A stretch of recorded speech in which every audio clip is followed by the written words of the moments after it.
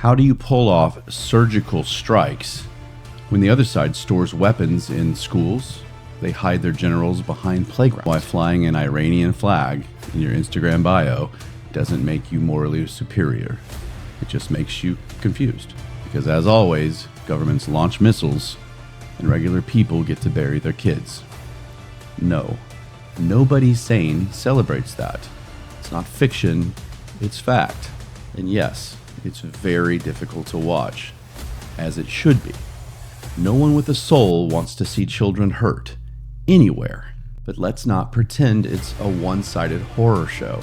Hey guys, I want to challenge you all today to take a second, take a deep breath, and listen to everything that I have to say. For once, I feel like I can finally stay in the gray, which is the name of the show, as you know, and really approach the topic of Iran and Israel from a neutral, sick and tired of this standpoint. So here we are again. Iran and Israel trading missiles.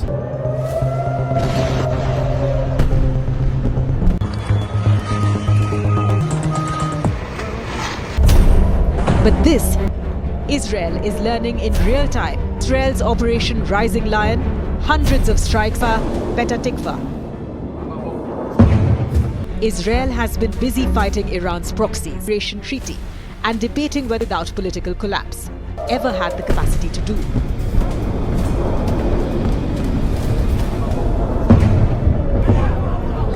It's like it's some apocalyptic ping pong match, and naturally, the US gets dragged in, whether we like it or not.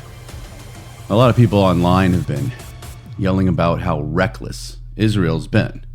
And sure, when you level parts of Tehran and Natanz, civilians get caught in the blast radius, people are going to have questions. But let's not act brand new here. How do you pull off surgical strikes when the other side stores weapons in schools? They hide their generals behind playgrounds.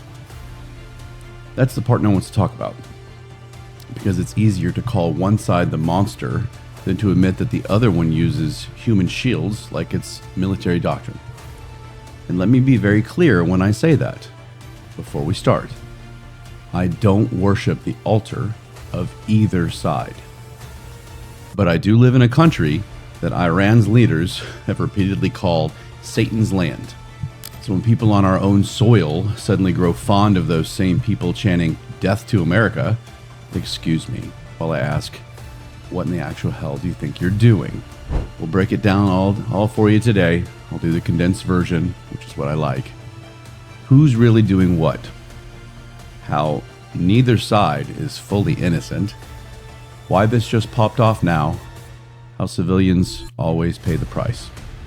And why flying an Iranian flag in your Instagram bio doesn't make you morally superior. It just makes you confused. This is Stay in the Gray Podcast. It's June 18th, 2025. Let's roll. So what just happened? On June 13th and 14th, Israel lit the match with coordinated airstrikes across Tehran, Natanz, and Tabriz. Iranian media is now reporting more Israeli strikes killed in the capital, Tehran. Attack targeted a housing complex on Saturday. Several more strikes, more attacks, saying Tehran will burn. I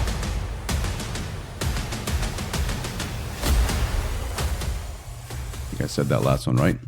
Part of something they're calling Operation Rising Lion, which, let's be honest, sounds less like a military campaign and more like a discontinued Axe body spray. But fine, branding is branding. The casualties thus far, after 48 hours, is 224 Iranians dead. The death toll in Iran since Israel's first strike is at 224. The local health ministry said 90% of that number are civilians. In the counterstrike, 24 Israelis dead. Most of the Iranian deaths were civilians, because as always, governments launch missiles and regular people get to bury their kids. No, nobody sane celebrates that. The whispers about snipers targeting children, if that's proven true, every civilized human should condemn it. no matter which flag they wave. But let's stop pretending that this is a Marvel movie where you can precision strike a nuclear facility surrounded by apartment buildings without anyone getting hurt. When one side uses civilians as shields, some get caught in the blast. It sucks. It's ugly. But this is war, and both sides are launching missiles. The US? Well, Trump issued a leave now or face consequences warning to Tehran, and then publicly suggested unconditional surrender. Good evening. We begin tonight with President Trump late today spending more than an hour in the Situation Room with his national security team. President Trump has called for Iran's unconditional surrender. There are no troops yet, but rest assured the speechwriters are already polishing their freedom isn't free catchphrases. And of course, the moment that statement hits the feed, Trump haters pounced like it was Christmas morning, screeching about how he's starting another war that he promised he wouldn't get into. Never mind that the highways out of Tehran turned into a parking lot as civilians actually listened. Maybe it's because they don't want to be human shields anymore. So why now? Well, Israel claims it has intel that Iran's uranium enrichment, i.e. nuclear weapons, was this close to weaponization.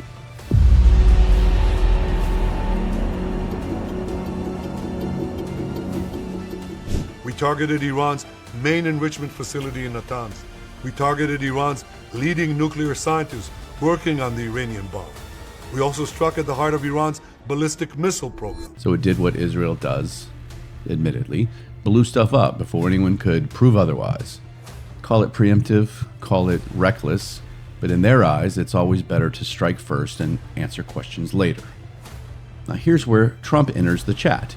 Say what you want about him, but the guy's been on record for years, warning against a nuclear Iran.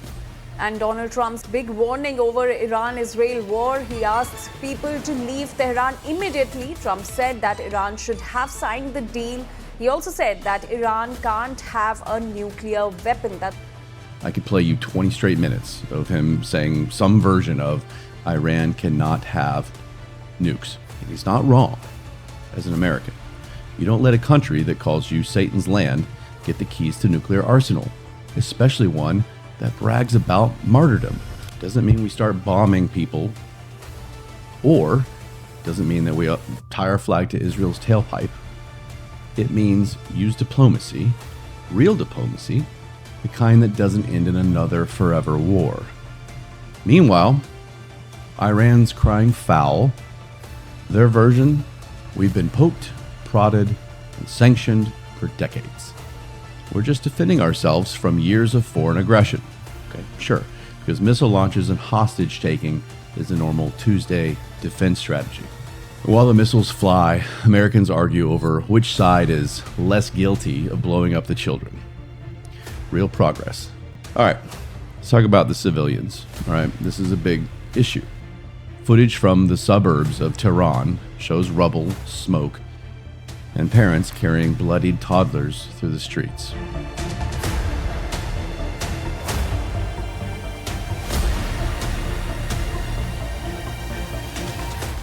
Hospitals are overwhelmed, stretchers are jammed into hallways, and children cry over the bodies of their siblings. It's not fiction, it's fact. And yes, it's very difficult to watch, as it should be. No one with a soul wants to see children hurt, anywhere. But let's not pretend it's a one-sided horror show. Israeli children have been killed too. Rockets aimed at homes, suicide bombers in the markets. This war does not have a monopoly on suffering. So if you're condemning Israel for heinous behavior, fine, do it. I'm willing to do it as well. Just don't pretend the other side isn't equally drenched in blood. The moral scoreboard doesn't work that way. Just because one side might have more casualties, it doesn't mean the other gets a free pass for their own atrocities. This isn't Superman. There are no clean heroes here. It's just two powers throwing punches. And it's the civilians who get knocked out first. If you want to talk about the media with all this, let's play a little game. Guess which side said this? A targeted defensive response against illegal aggression. Hold your answer. Now guess who said a surgical strike to neutralize an existential threat. Either one, whatever you guessed, you'd be wrong. And also right, because both of them said some version of both. Welcome to the war of press releases. Facts are optional, and clarity is the first casualty. Israeli state media rolled out their standard template: precision, restraint, national security. Iranian media fired back: foreign-backed aggression, sovereignty under siege, Western hypocrisy. You could swap the logos and barely notice. Then there's the global press, where we enter into full clown mode. Allow me to start with CNN. They blame Trump within like 14 seconds. No explanation needed, just the headline, "Trump's silence fuels escalation." Silence. His silence did that. Think about that. Al Jazeera called it colonial violence. BBC threw out historic grievances. MSNBC, you already know, Rachel Maddow had her tear ducts on overdrive, whisper crying into a camera about authoritarian echoes and orange fingerprints from half a world away. She's not weeping for dead civilians. She's crying because someone in Tel Aviv might once have dined with a Republican donor. And her audience, probably somewhere between terrified and tofu high, nodding along like this is a West Wing return or rerun.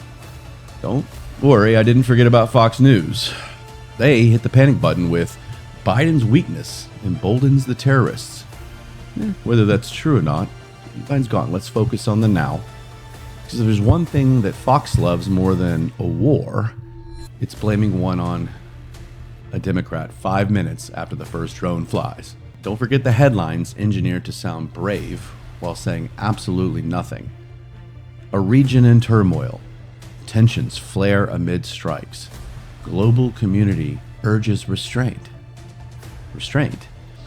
You think Iran's IRGC, their Islamic Revolutionary Guard Corps, and the IDF, Israel Defense Forces, are refreshing BBC alerts before pulling the trigger? This isn't journalism anymore. It's a partisan theater. Fan fiction with better lighting and a soundtrack of echo chambers clapping for themselves. With all of this, there is a little bit of nuclear tension. It's what a lot of this is about. The IAEA, International Atomic Energy Agency, for those of us who didn't major in geopolitics, confirmed some damage at Natanz, which is Iran's key uranium enrichment site.